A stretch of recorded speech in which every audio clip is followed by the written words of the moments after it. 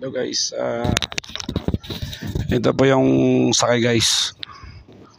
Ito wing van, dalawang wing van, plus isang wing van, isang bus ng Isarog, isang ano to, Sol oil to, parang Golden Palm guys. Tapos ayan, ulit, napakahaba nito. Ayan, tapos ito sa baba guys, sa baba nito dito mga tao guys. Kaya ano to, masaya mga kadato, andito tayo sa Fedoran. Yan mga kadato, tanghalin tapat guys, medyo pinaka-under na po yung barko guys. Yan, medyo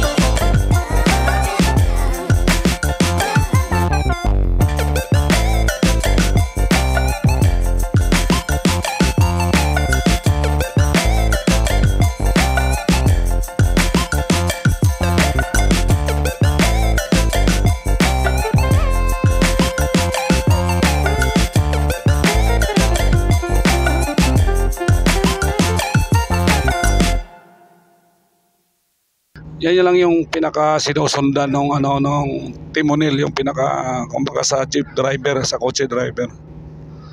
Guys, tapos yung pula na yun guys, yan yung tinatawag na parang parola.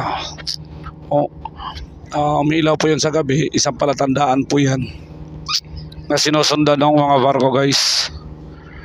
Yan po palatandaan, at saka hindi lang po palatandaan ng mga naglalayag na barko, kundi mga mangingisda. Ito guys,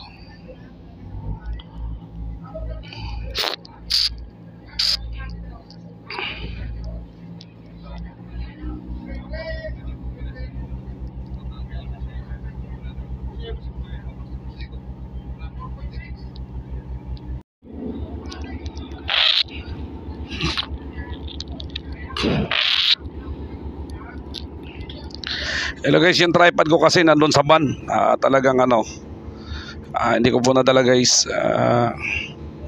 Yan yung mga team agoy-agoy na mga vlogger. Dadayo po sila ng Masbate guys. Yun yung pinaka manager po nila guys from the heart of Kawayan Masbate. Ayan. Ito na guys, umabandi na po yung barko at mamaya itutur ko kayo guys sa paikot po ng barko po guys. Mahulog eh. Anong tawag yan, Boya? Yan po guys yung umiilaw sa gabi guys. True solar po yan kung makikita nyo guys. Ayan. Guys, solar po yan. Yan po ang sinusundan ng mga barko. Palatandaan po na yan yung tutumbukin nila guys. At yung takbo namin ganito lang guys. Siguro mga 5 hours siguro guys yung biyahe namin papunta doon. Pero ganun pa man, tsaga-tsaga lang guys. Hindi naman katulad kanina na medyo mabilis po yung takbo ng van. Habang nasa gitna kami ng laot guys, nagbabadya yung ulap. Wag naman sana pong umulan. Dito ka kasi kami sa bungad guys.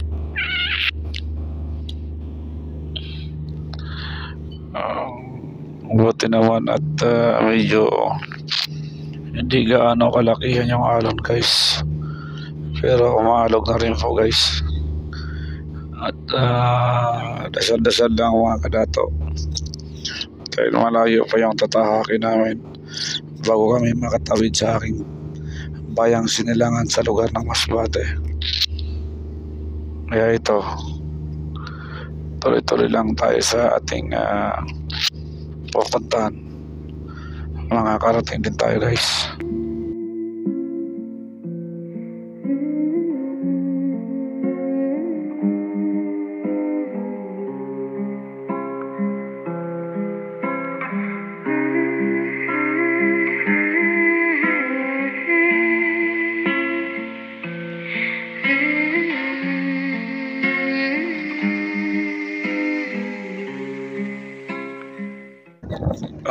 Masarap pala magkape guys pag nasa gitna ka ng laot kahit maalon.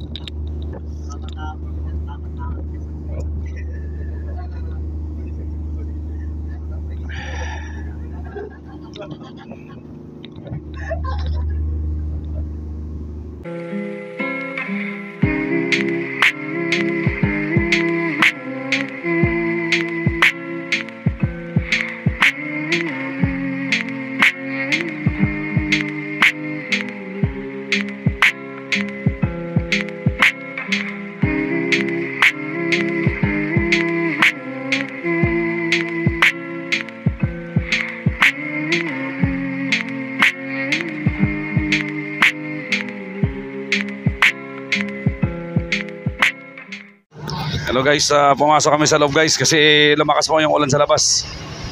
Bali, pumasok kami sa cabin guys. Talagang marami pong pasahero dito guys na nakaano po. Umuulan na po, hindi namin makita yung mga isla guys. Kaya dito po kami pumasok sa loob ng cabin. Nagpabil na rin ako ng kape. Talagang ito guys, nasa loob kami ng cabin guys, sa pinakababa kasi napakalakas po ng ulan guys. Hello guys, maulan pa rin po sa ano po guys, hindi po makita yung isla, mahangin kaya maulan sa Masbate po guys. Bali, nasaan na kami? Triport.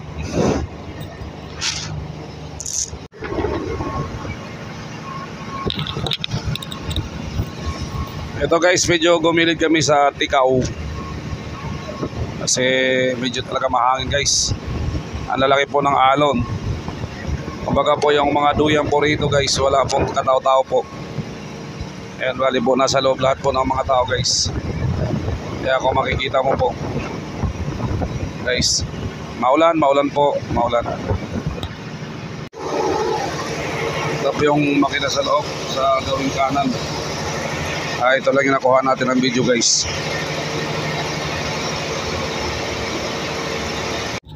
Mga kadato, ipakita ko po sa inyo yung lugar namin na para kang nasa Baguio. Ipakita ko sa inyo yung mga pugs guys.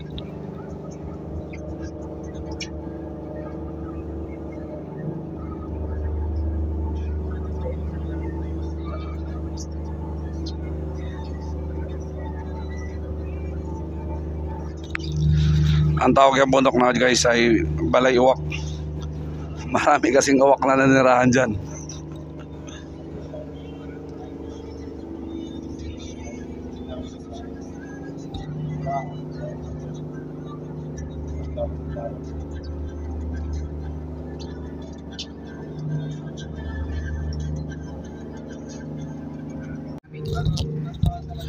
Hello guys, muli ko namang masisilayan ang aking bayan sa loob ng 5 years. Ayan, mula 2017, then nag 2018, tapos nagpandemya po, hindi pa ako nakauwi at ngayon ay nakakauwi pa ako. At muli ko namang masilayan ang aking mga mahal sa buhay. Ito ang nalalapit na pagdaong na aming sinasakyan guys.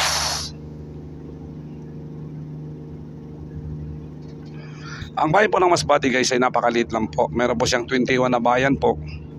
Lahat po dito mababait, huwag mo lang lulukuhin.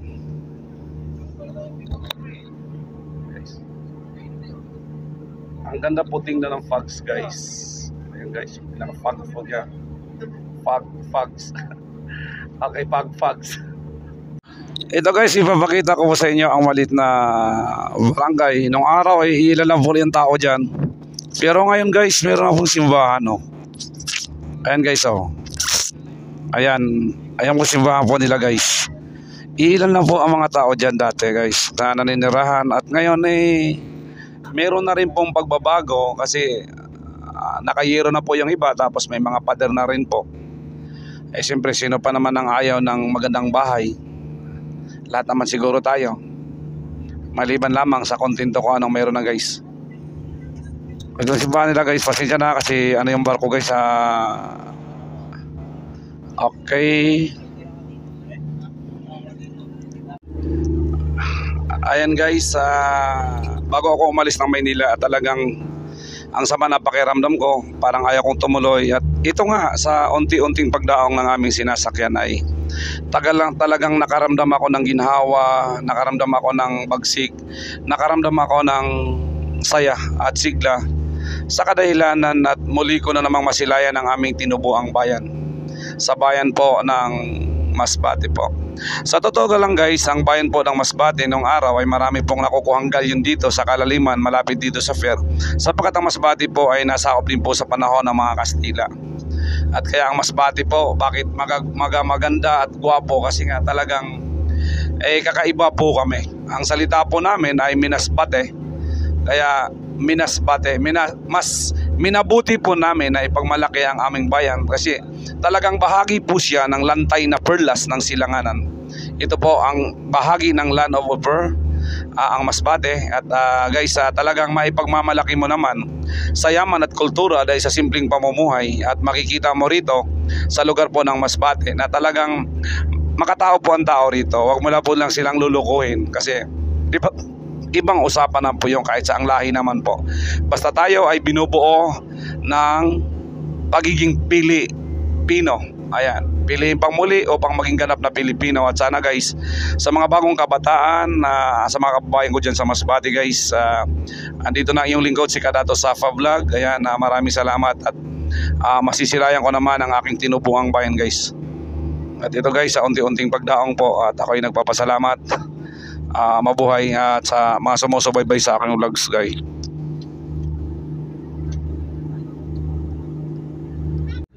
Hello guys, ang kukulit ng team Agoy-Agoy sabi ko nga guys na kailangan lumabas muna yung mga sasakyan bago sila pupunta doon sa sasakyan nila. Although may sarili naman silang sasakyan, nasa bungad naman din po sila. Ayan. Sana someday team Agoy-Agoy sumikat po kayo. Ingat po kayo parate. Ituloy lang po yung pagbablog nyo, yung grupo nyo magkaisa po kayo. God bless, mabuhay po kayo guys. Bye bye.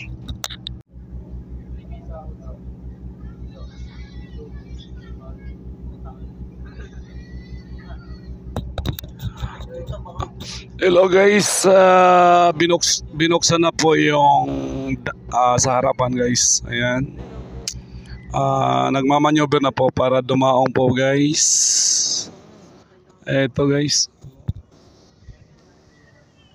Baka yung gagamitin nyo. Uwi na kami. Pwedeng ganyan. Parang maglalaro ulit sa dati. Ayun lang yung pinaghirapan natin dyan.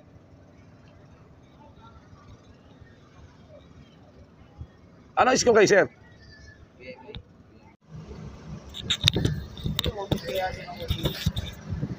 Hello mga kadato, ayan makikita nyo ang pagdaong ng aming sinasakyang barko guys. Ito na guys, nagmamaneuver po siya. Huwag nyo kalimutan suportahan ang aking vlog, Kadato Saba Vlog guys. Don't forget to like and share my YouTube channel. Ayan, maraming pong salamat sa inyo. Kung hindi dahil sa inyo, hindi rin matutupad ang aking mga minimiting pangarap para makatulong ako sa ibang tao guys.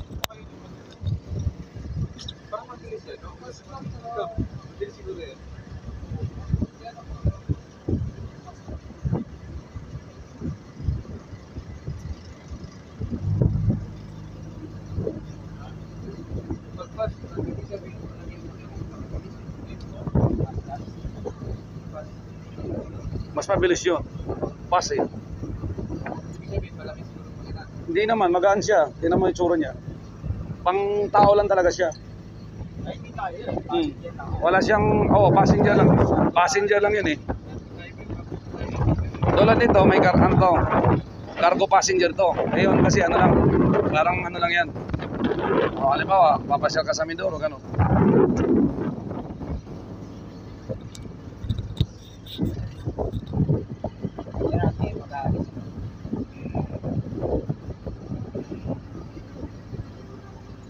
Ilang buwan yung ano nyo sir? Isang taon po yun? Tagal din pala sir ano? Isahod naman na yun sir, diba? Allowance? Wala po. Wala pa. Pero after that naman sir, graduate na kayo. Yan ang kagandahan. Yung pamangkin ko po, sa Australia siya nag-OJT. Tapos pagkatapos sila mag-OJT, graduation nila dito sa Canlubang, Laguna sir.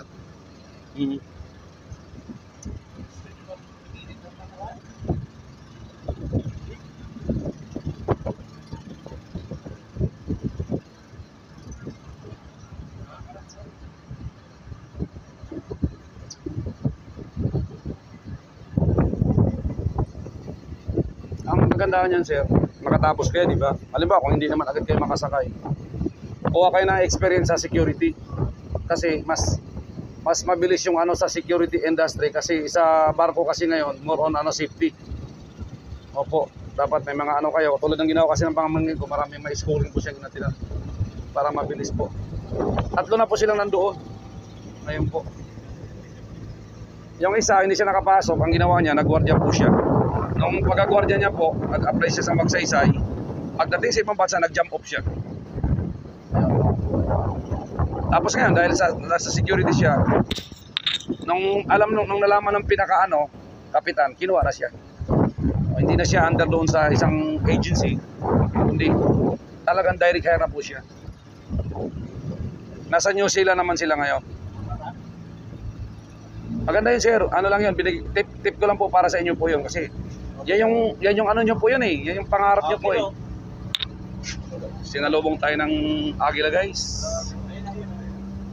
Guys.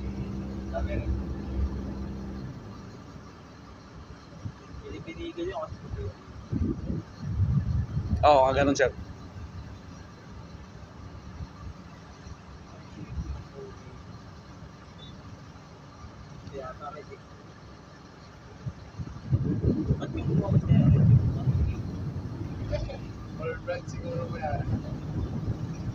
Ito guys, pagdaon po guys.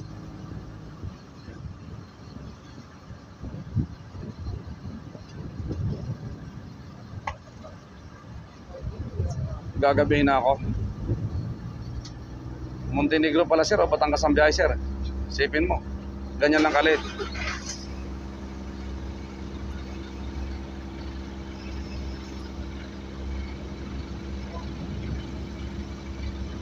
Guys, mga kababayan,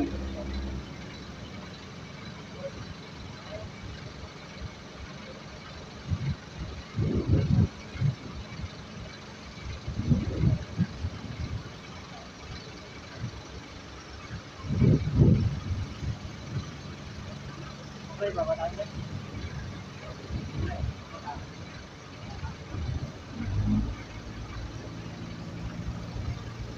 guys, nakadaong na po guys. Pababa na po kami. Mga kadato, kompleto po rito sa barko. Ayan, ang taba-taba ng tanglad mga kadato. Tapos may kalamansi mga kadato. Ayan. Maraming bunga mga kadato. Okay, sili mga kadato.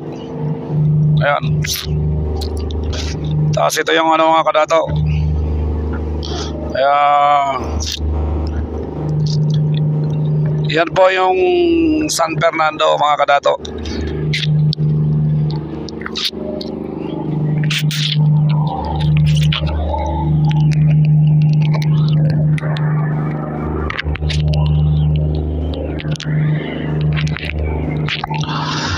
Mga kadato, ano na po kami, dadaan kami ng ano, yung pakita ng Masbate, yung gitna mga kadato. Kaya medyo malapit-lapit ang mga kadato.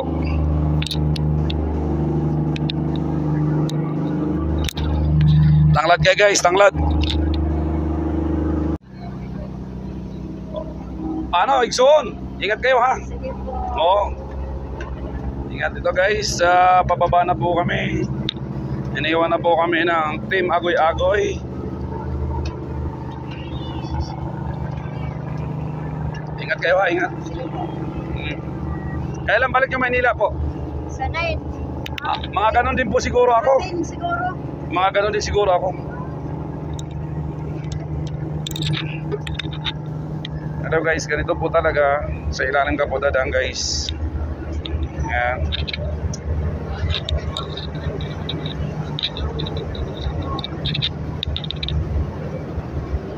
Ito guys, yung tali po ng barko guys. Ito ang tawag nito guys ay kambyada. Kinakambyada niya guys para pinaandar yung makina. Dalawa po ang ilisin niya guys. Para ma-fix po yung pinakaano niya doon guys sa pinakaharapan. Okay guys, kita mo hanggang ngayon para kami nasa Baguio. Ang dami pa rin fogs po dito guys sa Masbate guys. At ito nakapila na po yung mga pasahero. Palabas na po habang nilalabas po yung mga sasakyan guys. Abang-abang lang mga kadato. Bye-bye. Ito yung transportation sa amin guys dito. Sa lugar ng Masbate guys. Ayan.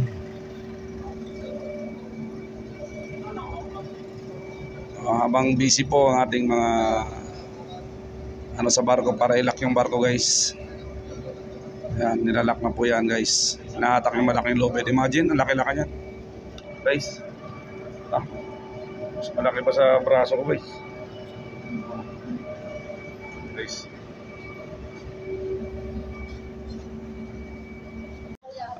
Hello guys, pag umuwi ka na Masbate, huwag kalimutan yung vaccine card nyo po. Tapos bago kayo lumabas ng ng pier po sa barko po, ipakita nyo yung vaccine card nyo po. Tapos bibigyan kayo ng ganito.